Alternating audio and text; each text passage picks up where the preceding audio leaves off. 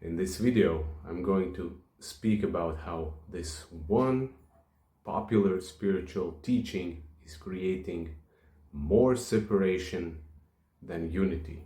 Now, when I first heard this spiritual narrative from well-established spiritual teachers, traditions, coaches, I felt like something was off. It felt like it was gaslighting, like it was suppression.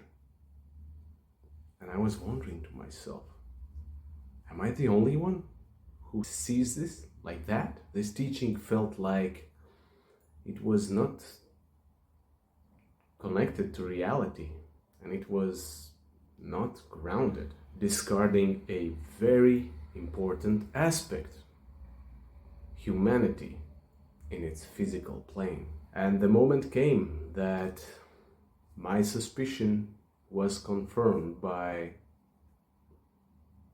one of the most renowned spiritual teachers in today's world, Teal Swan. And what she says was, people are so traumatized from relationships that they don't want to be dependent anymore on other people.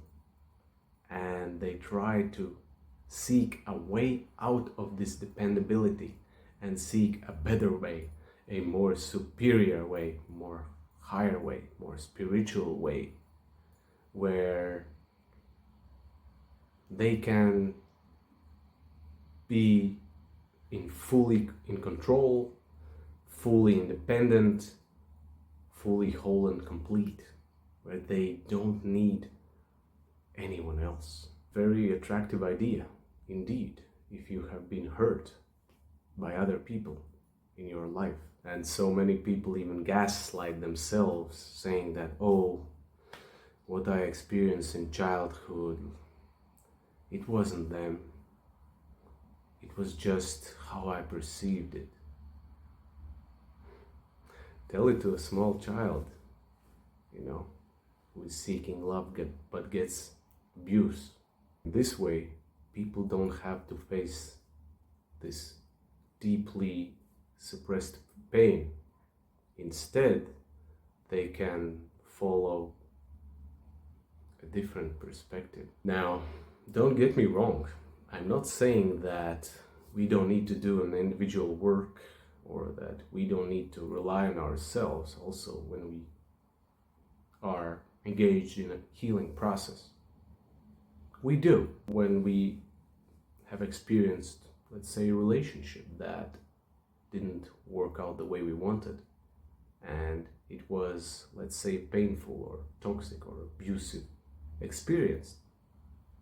And it's always a good idea to reflect when we come out of this experience, especially when there is a bigger time gap between the actual situation and we are emotionally more detached and we can see things more clearly. It's important to do that. Once we have this awareness, then we can decide and take steps to, like, I'm gonna do different next time in the next relationship. And the thing is, relational trauma that we experienced in relationship cannot fully be healed on your own, just being by yourself alone. It needs to also be tested and healed in relationship dynamic with other person or other persons, people, in plural. Same with relational needs. There are certain needs that can only be met in a relationship, that you cannot met just by yourself, on your own.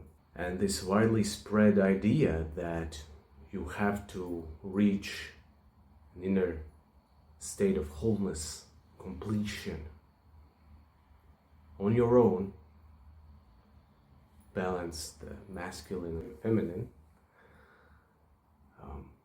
it creates more separation than unity, actually. And this idea convinces us that we don't need anyone else. We don't need anyone else's validation or approval, only our own or God's approval. And God forbid, don't be needy.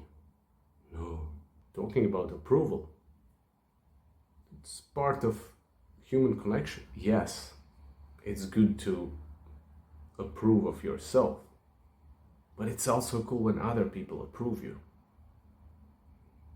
or validate you, and other people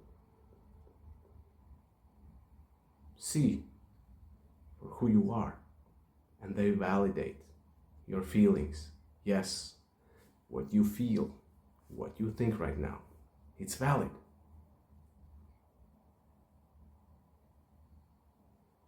Yes, what you need right now, it's valid. But this idea that no, we don't need others, suppression and gaslighting of our humanness. Our humanness, human experience is here to help us grow spiritually, not to deny it. There are two polar extremes. On one end, there is being hyper independent. I don't need anyone. I can do everything on my own. No, not acknowledging certain needs or feelings. And then on the other spectrum, opposite spectrum, there is I'm hyper dependent, like I cannot live and survive on my own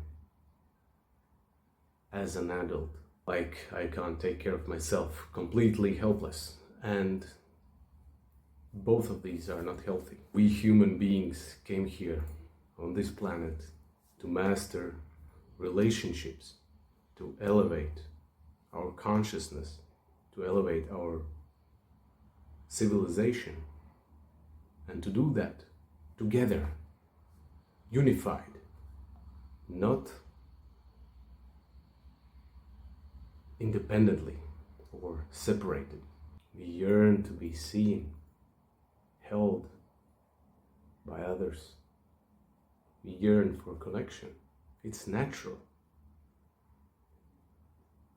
And yet, a lot of us are in this trap of exaggerated independence.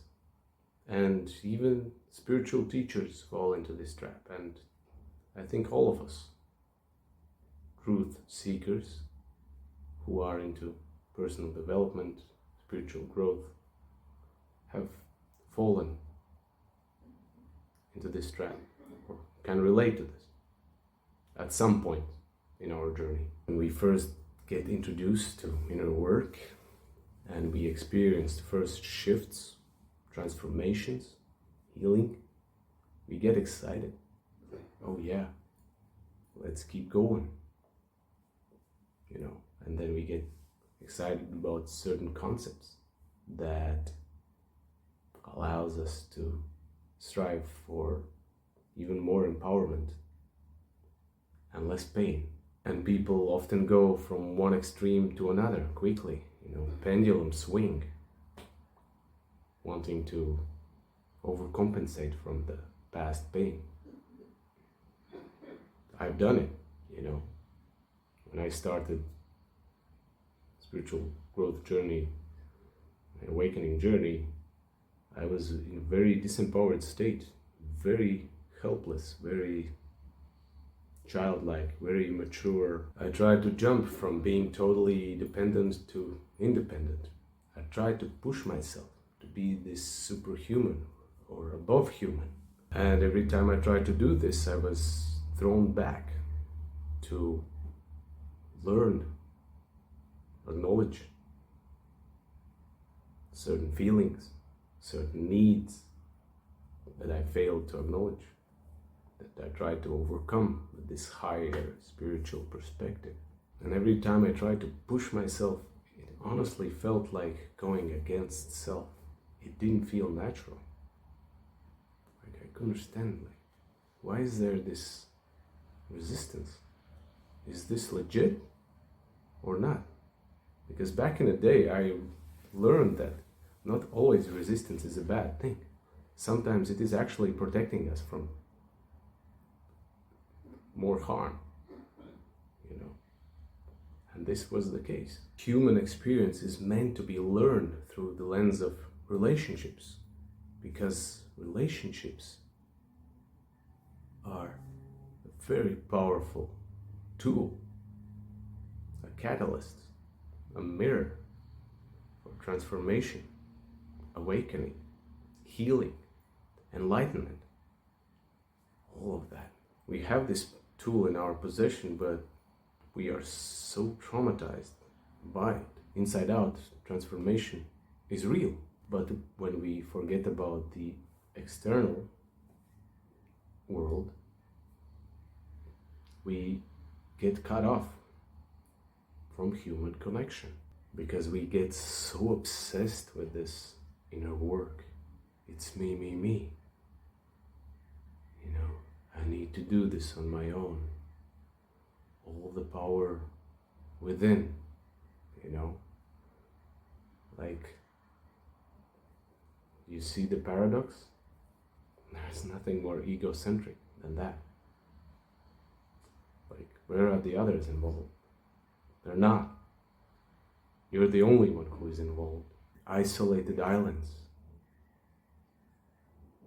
Separation. And as Steele brilliantly points out, is if everyone is expected to be able to draw from their own inner strength and get shit done on their own, it basically makes both genders same, then this world we are creating is not tailored for women's or men's specific, unique needs and strength. Human species are more interdependent than independent. You know, if you look throughout the history, our ancestors, how ancient civilizations thrived. They didn't thrive on hyper-individualism. They thrived starting from family, and then into bigger social groups, tribes, communities, nations. Like, people relied on each other and did great stuff. We need each other in order to more effectively meet each other's needs, reach goals, build and achieve great stuff.